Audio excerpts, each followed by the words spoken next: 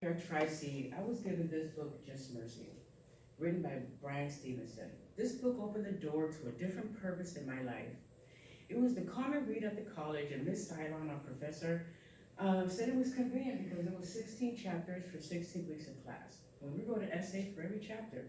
And as I read Just Mercy, I find myself getting angry and upset, reading all of the injustices people of color have suffered. In this case, it was African Americans in the state of Alabama. I read about Walter McMillan, a black man that was arrested on the word of a white man that he had never met, and getting put on death row without even a court hearing. I read about Charlie, a 14-year-old minor child that was repeatedly raped in one night after being put in an adult jail in general population. And my eyes teared up, but I kept reading and I couldn't put the book down. I also read that Brian Stevenson is the founder of EJI, which is the Equal Justice Initiative. The Equal Justice Initiative is a nonprofit organization based in Montgomery, Alabama. It provides legal representation to prisoners who may have been wrongfully convicted for crime, poor prisoners without effective representation, and others who may have been denied a fair trial. So in January, when the Mondale Foundation offered me an all-expense-paid trip to Alabama for a civil rights tour, I immediately said yes. At first, I thought it would be a nice way to get away from home for a weekend because I don't get out much. So this was my perfect opportunity for my own mini vacation. So I thought. We left on Valentine's Day and drove through the night and got there early the next morning. The first place we visited was Riverfront. Riverfront, as you see, was a tunnel right there, and it had a very depressing feeling when you went through it. When we finally got through it, it opened up to a beautiful park there with the steamboat. It looked like it was at one time used to give tours. And while we waited for the other students to arrive, we met our tour guide. I don't remember his name, but he was an older white man, and he told us, and I quote, "I'm going to tell you the raw truth. I'm not going to sugarcoat anything," unquote. But as he spoke, not only was it sugar-coated, it had frosting with sprinkles on it. He was a Baptist preacher, and the first thing that came out of his mouth was, and I quote, "We have to learn how to forgive," unquote. He also told us that his ancestors owned slaves. He told us the tunnel that we went through was a place where slaves were brought. Some were put on boats never to see their families again. Small children were ripped from their mother's arms to be sold. It was not happy anymore. And as the tour guide spoke, we took a lot of pictures. Then we had to go through the tunnel again. Now I knew why I felt the way I did when I came down. I pictured the slaves clinging to one another and the sound of rattling chains, the sound of the children and mothers crying because they didn't know what was about to happen to them. And I felt very sad. And during this time there, we walked a lot. And we walked on Commerce Street, and we passed the EJI, the Equal Justice Initiative. And I said, "That's Brian's office. I know him." And everybody looked at me, and I was like, I had to correct myself. Like, I don't know him, but I read his book, Just Mercy. So as we kept walking, we arrived at the Legacy Museum, and there was a quote from Maya Angelou.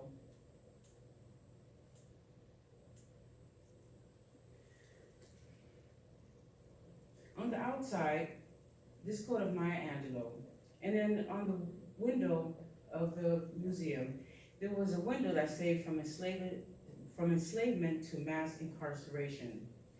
The lady that guided us inside made it very clear that we were not allowed to take pictures. But you may see the pictures on the EJI website at eji.com. This has been the closest I've been to a total and complete meltdown. And although you try to prepare yourself to relive history, you really don't know how you'll come out. And the Legacy Museum paved the way to a broken heart. And upon entry, I knew it was going to be impossible to keep it together. I felt the hairs of my arms stand up, and I felt the soul of the lady that was singing and the children crying.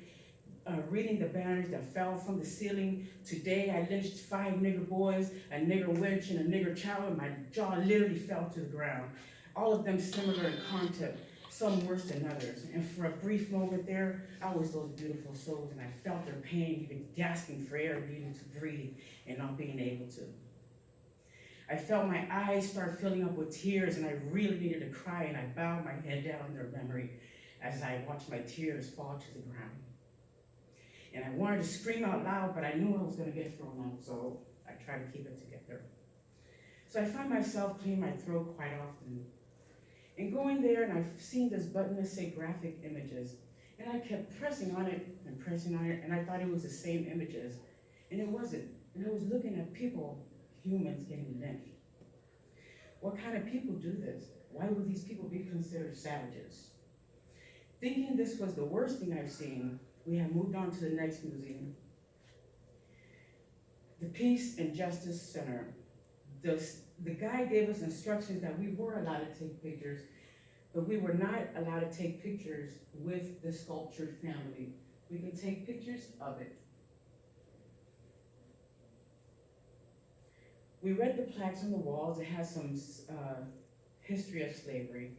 Then we seen the rusty looking columns.